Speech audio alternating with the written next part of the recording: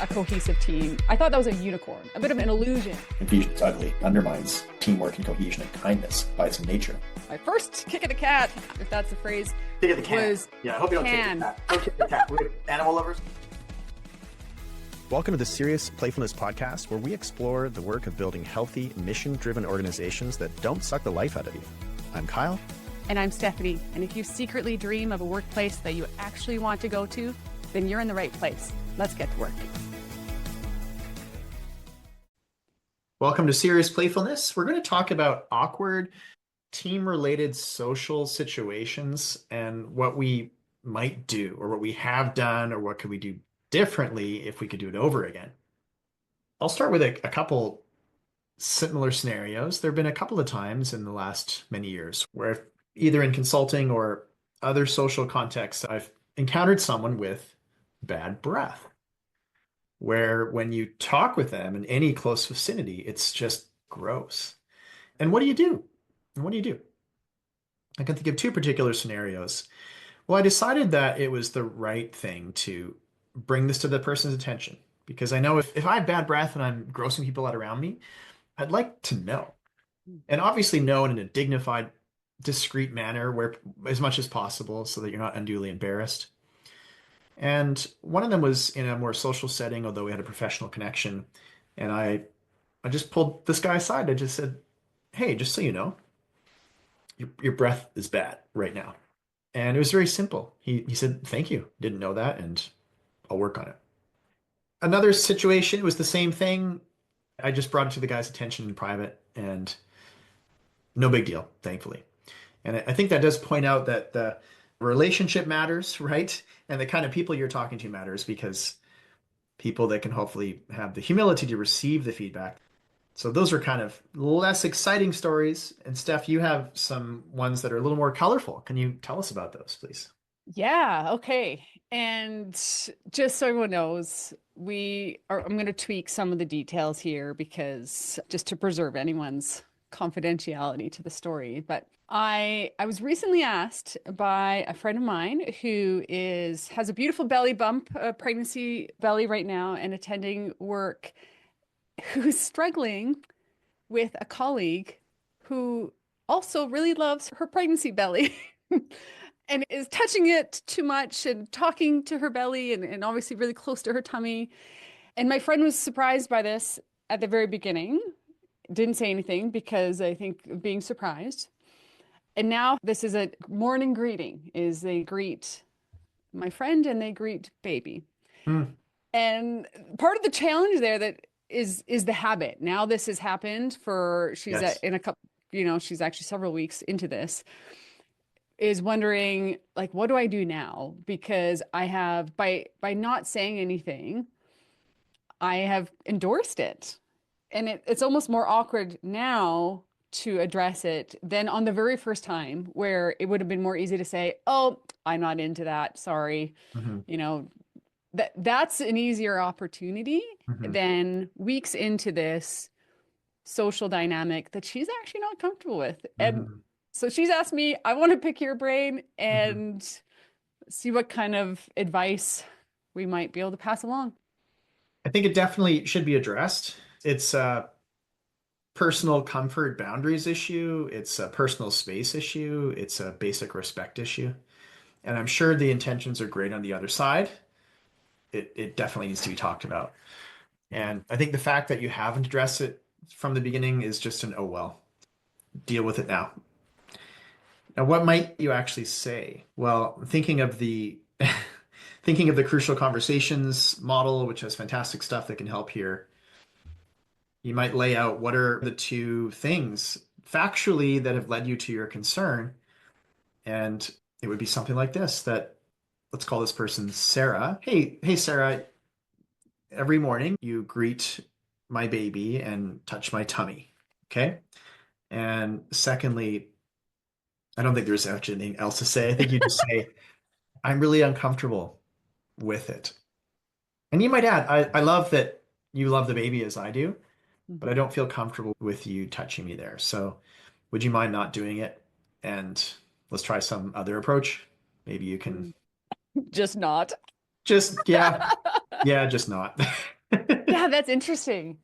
How would I say? I think you're onto it.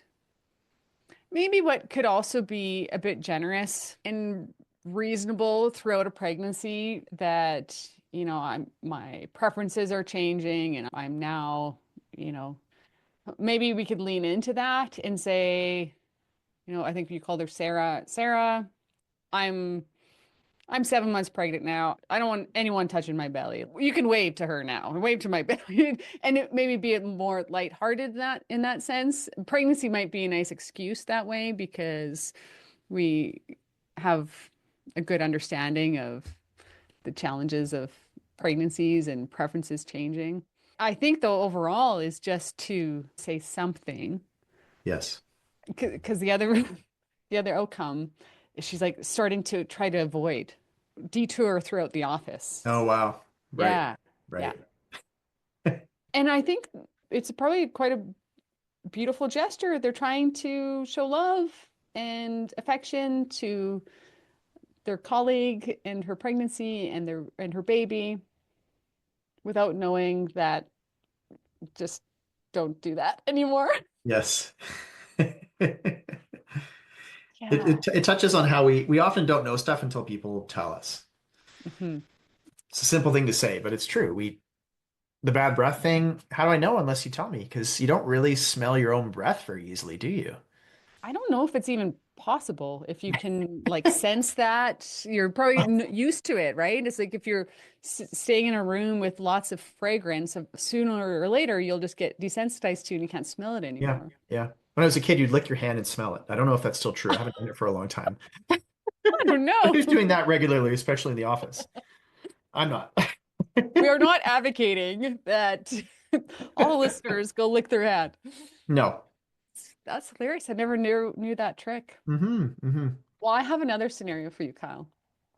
I was once in a board meeting, viewing a meeting, and a board member, so sitting up at the view of the meeting, I knew her to be a bit socially awkward. So maybe that's the backstory that's important to know here. But socially awkward, but she was lovely.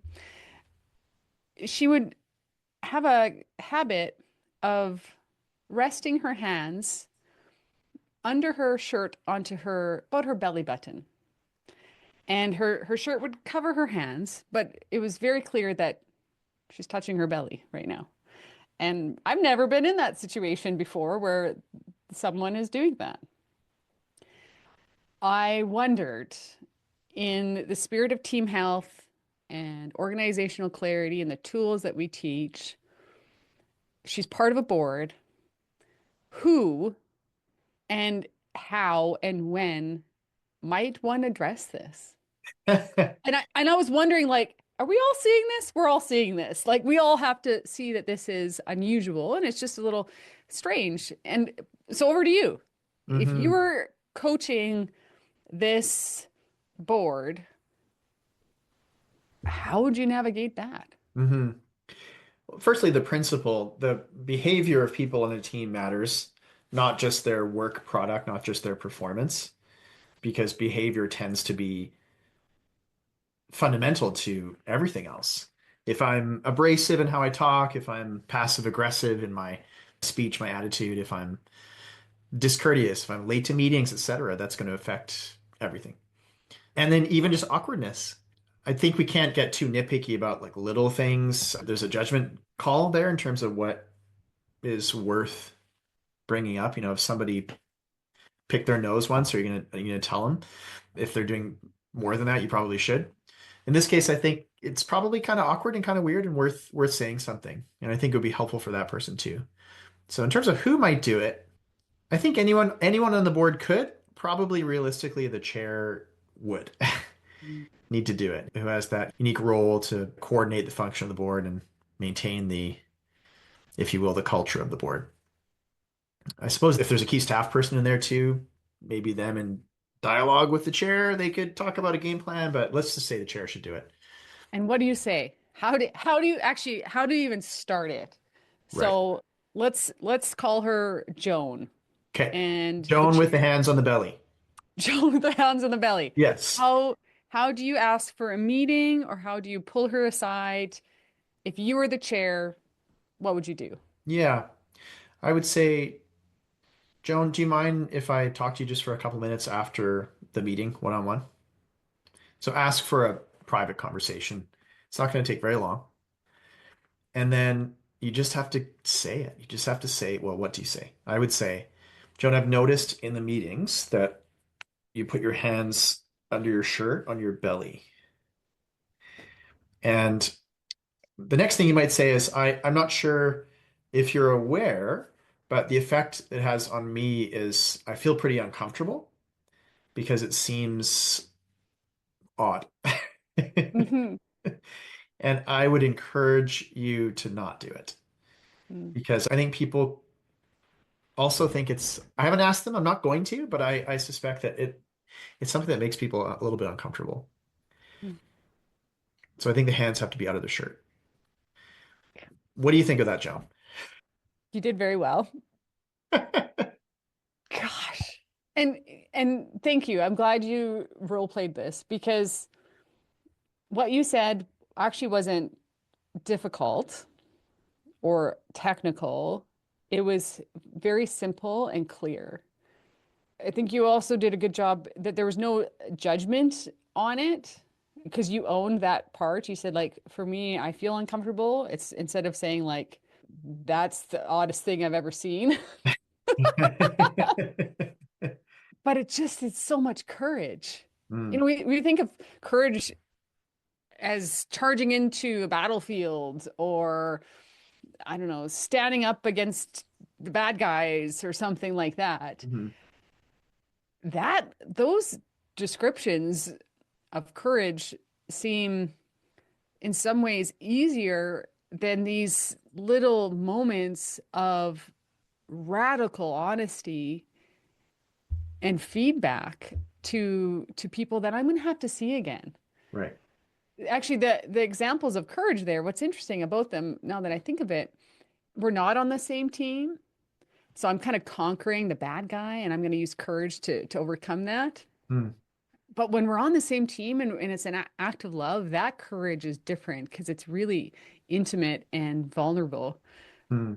But yeah, these moments are awkward and we have teams and we're with human beings who are quirky because everyone is and Yes, I'm sure people have a story like this and they're secretly describing me. I'm sure of it. right. And yet if we want to do work and life well with them, we probably just need to tidy some of that stuff up. Hmm. And then one way to come at this is to think about if you don't say something and Mm, the effect of that and what that means. So let's say I'm involved with a team and there's a guy who or a girl or anyway whomever has a strange thing, the bad breath thing or the hand on the belly thing. I'm probably by avoiding talking about it going to start to lose respect for them. I'm also probably going to be annoyed at myself that I'm not doing anything about it. Those are two trajectories that aren't good. Where I'm thinking more poorly about you and also more poorly about me mm, because of a lack of courage and selflessness. I think part of this is examining your motives, isn't it? We want to make sure that we're doing it, sure, to alleviate an objective issue in a group as best we can, but also out of service for you. I was thinking about it wasn't really a socially awkward thing. It was more just an unpleasant response to a team setting where someone was challenged about dominating the meeting mm, as a pattern and it seemed like when the team challenged this person, it was a total surprise, as though I kind of can't believe that I'm being challenged on this, which told me that this was maybe the first time this person had ever got that feedback. And to me, that's fascinating because that tells you that it was very obvious. It wasn't this little refined concern that some person with a particular sensitivity would be annoyed at, like it's a color I don't like, or it's someone's tone of voice that just rubs me the wrong way. No, no, this was a very overt, obvious, regular issue. And if no one's telling you that, it's not great. So anyway, back to my point is we don't go there, then what does that mean? To be I really have I have a story that you're part of. okay. So I guess this is a real one. This is a real one, guys. Because as We'll you're change the name, a describing guy this, named Lyle. yeah, and Bethany. Yeah. No, this is as you're describing this, what I'm reminded of is that this is an act of kindness, that we're helping a person have more self-awareness and likely improve professionally and inside of a team, and it is an act of kindness. How long had I been working with you, Kyle? Not long. I bet you less than 10 days. And you told me that I say a word wrong. I used to, for 40 years, to say a word wrong. I would say resignate instead of the word resonate. I did not know this. And for the listeners, when Kyle told me this, I was like, no, I don't. Like, are you serious? I say that? And okay, so there's the awareness. The next day I'm in a meeting and I say it again. And Kyle and I think Dylan pointed out to me. I thought, oh my word, you're right. I do this. And no one in my life had ever told me. I'm sure they had noticed because it was an error. And I'm so grateful. I am so grateful that I don't go around like I would speak on stages. Are the odds are that I said that word in front of thousands of people? Probably. You know how embarrassing that is? Much, much worse than having someone out of kindness just tell me, hey, Steph, did you know that you do this thing? And what a gift. What a gift. You're welcome, Stephanie. Yeah, thank you. And that really resonates with me. And on my part, it wasn't the hardest thing in the world to do or huge heroic thing. I noticed it, and I don't want our people to have wrong words. So I brought it to your attention. You were a champ with it. Well, and I thank you because you spared me from many more awkward moments that I wouldn't have even known about. Yes, you're welcome. You're welcome. Good to talk to you. Let's leave it there. Thank you for joining us on the Serious Playfulness podcast. If this episode gave you something to think about or try, please share it with someone else who needs to hear it. And you can check us out at teamwork.ca, 2 E's in team.